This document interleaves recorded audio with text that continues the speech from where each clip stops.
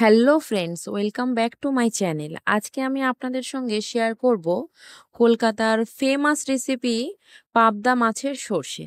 ছোট থেকে বড় এই মাছ আমরা সবাই হয়তো পছন্দ করি, আর পার্সোনালি এই মাছ আমার ভীষণ পছন্দের, যেহেতু কাঁটা কম থাকে তাই।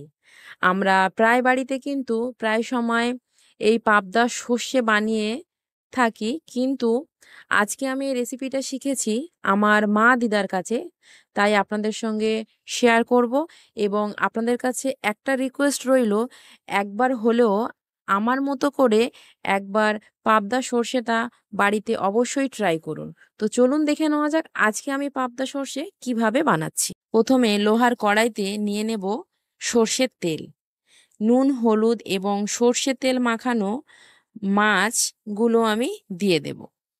আমি পুরো রান্নাটাই আজকে সর্ষের তেলেই করব। আমি এপিট ওপিট করে হালকা হাতে সব মাছগুলো একই রকমভাবে ভেজে তুলে নেব। অন্য কড়াইতে দিয়ে দেব পরিমাণ মতো সর্ষের তেল, দেব কালো জিরে এবং তেজপাতা। সুন্দর একটা গন্ধ ছাড়লেই দিয়ে দেব পেঁয়াজ বাটা, দিয়ে ভালো করে নাড়িয়ে চাড়িয়ে দিয়ে দেব পরিমাণ মতো লবণ এবং আদা রসুন বাটা, দিয়ে ভালো করে একটু কষিয়ে নেব। দিয়ে দেব কয়েকটা কাঁচা লঙ্কা চেরা। মাছের ঝোলে একটু কাঁচা লঙ্কা হলেই খেতে ভীষণ ভালো হয়। টেস্ট ব্যালেন্স করার জন্য দিয়ে দেব একটু চিনি। দিয়ে কষাতে কষাতে যখন পেঁয়াজের রঙটা এরকম ডার্ক হয়ে যাবে, সর্ষে বাটাটা এরকম জলে গুলে আমি ছেঁকনি দিয়ে ছেঁকে জলগুলোই শুধু দেব। এখানে আমি সর্ষের কোনো খোসা দেব না।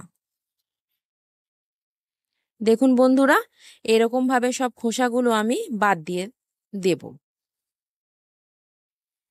একে একে আমি এরকমভাবে 2-3 বারে আমি বাটির জলটা শেষ করেছি।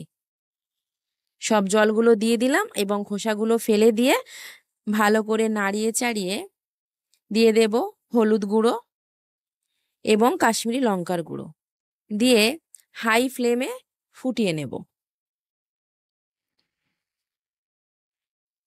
ফুটে উঠলে দিয়ে দেব মাছগুলো, দিয়ে একটু নাড়িয়ে চাড়িয়ে দেব। দেব কয়েকটা কাঁচা লঙ্কা চেরা। তারপরে যখনই এরকম ঘন হয়ে আসবে, একটু হালকা হাতে নাড়িয়ে চাড়িয়ে গ্রেভিটা দেখে নিয়ে ওপর থেকে দিয়ে দেব কাঁচা সর্ষের তেল এবং জিরে মরিচের গুঁড়ো, যার জন্য সর্ষের ঝাঁঝটা আরও তীক্ষ্ণ হয়ে যাবে।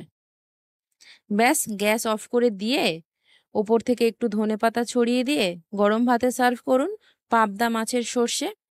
ভিডিওটা যদি শেষ পর্যন্ত ভালো লেগে থাকে, প্লিজ ছেড়ে যাওয়ার আগে like, comment, share and subscribe করে যাবেন। Thank you.